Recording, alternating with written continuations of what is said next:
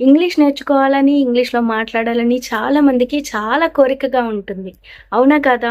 అందుకే కదా మీరు ఈ వీడియోని క్లిక్ చేశారు. మీరు ఈ వీడియోని క్లిక్ చేశారు థంబ్‌నెయిల్ చూసి. అంటే దానర్థం మీకు కూడా ఇంగ్లీష్ నేర్చుకొని మాట్లాడాలి అనుంది. కానీ ఏదో కొన్ని కారణాల వల్ల మీరు ఇంగ్లీష్ నేర్చుకోలేకపోతున్నారు. ఈ వీడియోలో నేనేం చేయబోతున్నానంటే మీకు జస్ట్ 3 టిప్స్ ఇవ్వబోతున్నాను.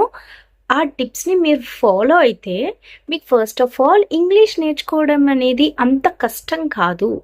మీరు మీ బ్రెయిన్‌లో భయాన్ని ఫీడ్ చేసేసారు ఇన్ని రోజులు. మీరు మీ బ్రెయిన్‌లో పెట్టుకున్న భయమంతా పోయి ఓకే. ఇంగ్లీష్ అనేది జస్ట్ లాంగ్వేజ్ మాత్రమే. నేను దీన్ని ఒక భాషగా చూసి ఇతరులతో మాట్లాడడానికి ఉపయోగిస్తున్నాను అని మీరు తెలుసుకున్న రోజు మీకు ఇంగ్లీష్ అనేది చాలా చాలా ఈజీ అనిపిస్తుంది. సో మనం ఇంకా లేట్ చేయడం ఎందుకు? వెంటనే వీడియోలోకి వెళ్ళిపోదాం. అందరికీ నమస్కారం. నా పేరు గౌతమి. ఈరోజు నేను మీకు చెప్పే ఈ 3 పాయింట్స్ మీరు ఖచ్చితంగా పాటిస్తారని నేను కోరుకుంటున్నాను. ఒకవేళ మీరు ఈ వీడియోకి రెడీ అయితే వెంటనే లైక్ బటన్ని క్లిక్ చేయండి. ఫస్ట్ పాయింట్ ఏంటంటే వినండి. ఏం వినాలి? ఇంగ్లీష్ వినాలి. ఇంగ్లీష్ వినడం అంటే ఏంటి?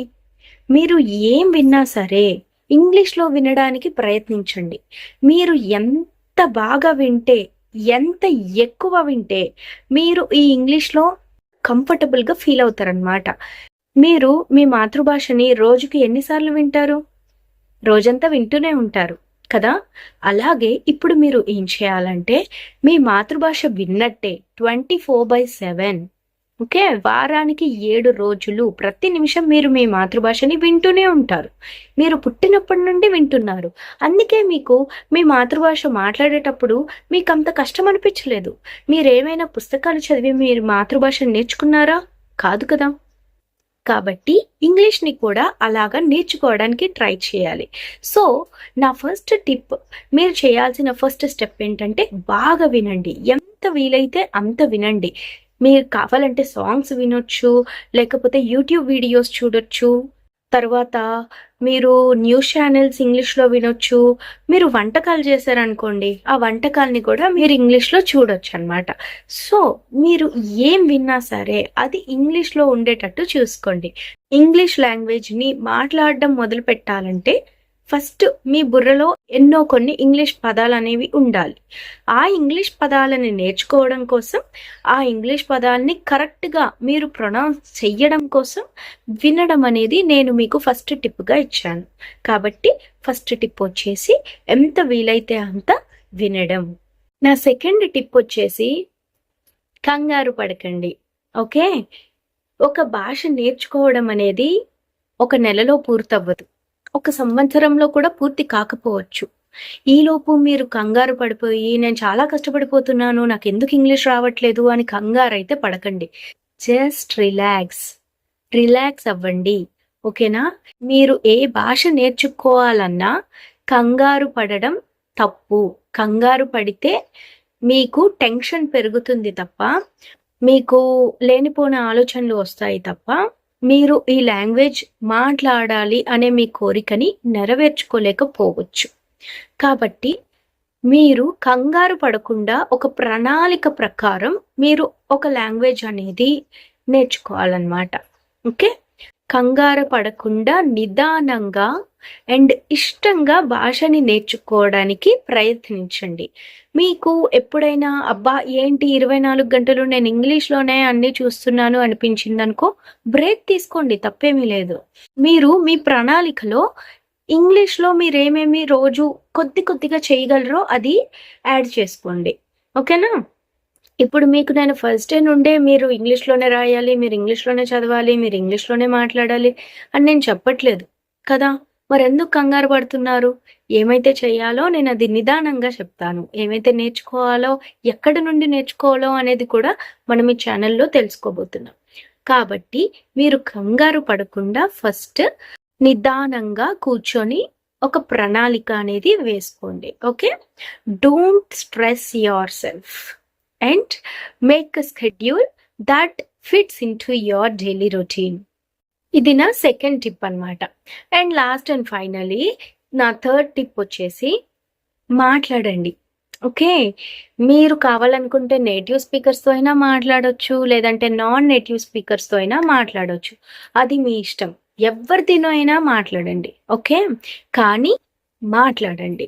మీరు ఎప్పుడైతే మాట్లాడతారో, బయటకి మీ నోరు తెరిచి మాట్లాడతారో, పదాలను బయటకు ఉచ్చరిస్తారో, అప్పుడు ఈ మజిల్స్ అనేవి మీకు ఇంగ్లీష్ పదాలు ఎలా పలకాలి అన్న దానికి అలవాటు పడుతుంది. ఓకే. ఇప్పుడు నేను తెలుగు మాట్లాడుతున్నాను అంటే, నా మజిల్స్ అనేవి తెలుగు అక్షరాలకు అలవాటు పడిందనమాట. అలాగే నేనిప్పుడు ఇంగ్లీష్ భాష మాట్లాడాలనుకోండి, వెంటనే ఆ ఇంగ్లీష్ పదాలు ఎలాగైతే ప్రొనౌన్స్ చేస్తారో, అలా ఈ మజిల్స్ అలా నోరు తిరగాలి కదా! అలా ఈ మజిల్స్ అలవాటు పడాలి. సో, మీరు ఎంత బాగా, ఎంత ఎక్కువగా బయట ఇంగ్లీష్‌ని వాడతారో, ఇంగ్లీష్‌లో మాట్లాడుతారో అంత బాగా మీ మజిల్స్ అనేవి, మీ మౌత్ మజిల్స్ అనేవి మీకు సహకరిస్తాయి. ఇంగ్లీష్ వర్డ్స్‌ని కరెక్ట్‌గా ప్రొనౌన్స్ చేయడానికి మీకు ఎక్సర్సైజ్ అనేది అవసరం. ఈ రోజు వరకు, ఈ క్షణం వరకు నేను తెలుగులో మాట్లాడి, మరుక్షణమే నేను ఇంకొక వీడియో ఇంగ్లీష్‌లో చేయాలంటే నాకు ఈజీ అవుతుంది. ఎందుకు ఈజీ అవుతుంది? నేను ఎన్నో సంవత్సరాల నుండి ఇంగ్లీష్ మాట్లాడుతున్నాను. ఎన్నో సంవత్సరాల నుండి ఇంగ్లీష్ వీడియోస్ చేస్తున్నాను. కాబట్టి అది నాకు పెద్ద ఇబ్బందిగా కనిపించదనమాట. కానీ మీరు సడెన్‌గా మీరు మాట్లాడే మీ మాతృభాషని ఆపేసి, వెంటనే మొత్తం అంతా ఇంగ్లీష్‌లో మాట్లాడాలంటే కొంచెం టైం అనేది పడుతుంది. అప్పుడప్పుడు మీరు వర్డ్స్ కూడా సమంగా ప్రొనౌన్స్ చెయ్యలేకపోవచ్చు. ఆ మాత్రం దానికి బాధపడకూడదనమాట. మీరు ఎంత బాగా ప్రాక్టీస్ చేస్తే అంత బాగా మీకు లాంగ్వేజ్ అనేది వస్తుంది. మీకు ఇంగ్లీష్ బయటకి మాట్లాడడం అనే టిప్ నేను ఎందుకు ఇచ్చానంటే, మీరు మీలో ఉన్న భయాన్ని తొలగించుకోవడం కోసం. ఓకేనా? ఎందుకంటే చాలా మంది లోపల చాలా బాగా సెంటెన్సెస్ ఫ్రేమ్ చేస్తారండి. అందరూ కూడా లోపల చాలా బాగా పారాగ్రాఫ్స్ స్టోరీస్ అల్లేస్తారు లోపల.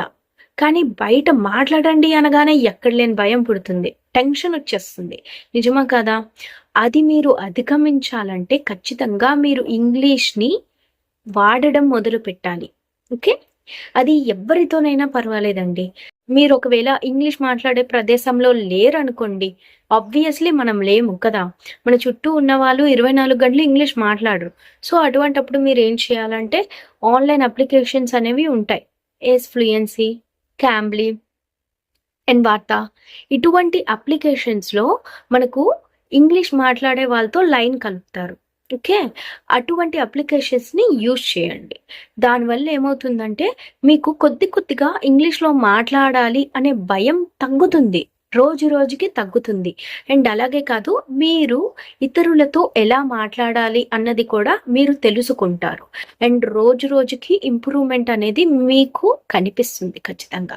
సో, ఈ 3 టిప్స్‌ని మీరు ఖచ్చితంగా ఫాలో అవుతారని ఆశిస్తున్నాను. ఫస్ట్ టిప్ వచ్చేసి వినడం. సెకండ్ టిప్ వచ్చేసి కంగారు పడకుండా ఒక స్కెడ్యూల్‌ని ప్రిపేర్ చేసుకోవడం. ఒక ప్రణాళికని ప్రిపేర్ చేసుకోవడం. అండ్ థర్డ్ టిప్ వచ్చేసి మాట్లాడడం. సింపులే కదండీ! నేనేమి పేజీలు మీకు చేయమని చెప్పట్లేదు. నేనేమి మిమ్మల్ని చాలా కష్టపడమనట్లేదు కదా! Just 3 tips. ట్రై చేయండి. ఏముంది? ఒక 1 మంత్ ట్రై చేయండి. ఓకే. ఒకవేళ ఇది మీకు పనికొచ్చింది, ఈ వీడియో మీకు ఉపయోగపడింది అనుకుంటే వెంటనే లైక్ బటన్ క్లిక్ చేయండి. అంతేకాకుండా మీ ఫ్రెండ్స్ అండ్ ఫ్యామిలీ మెంబర్స్‌కి షేర్ చేయండి. అండ్ తెలుసు కదా! సబ్స్క్రైబ్ చేసుకోండి. మీరు ఒకవేళ కొత్త వాళ్ళైతే మర్చిపోకుండా. సో, ఇంతేనండి ఈ వీడియోకి. మళ్ళీ వచ్చే వారం కలుద్దాము. అండ్ ఒకవేళ మీకు నేను ఇంగ్లీష్ ఎలా మాట్లాడతాను అని తెలుసుకోవాలని ఆతృతగా ఉందా? అయితే నా ఫస్ట్ ఛానల్ లింక్‌ని కింద డిస్క్రిప్షన్ బాక్స్‌లో ఉంటుంది. ఖచ్చితంగా ఎళ్లి విజిట్ చేయండి.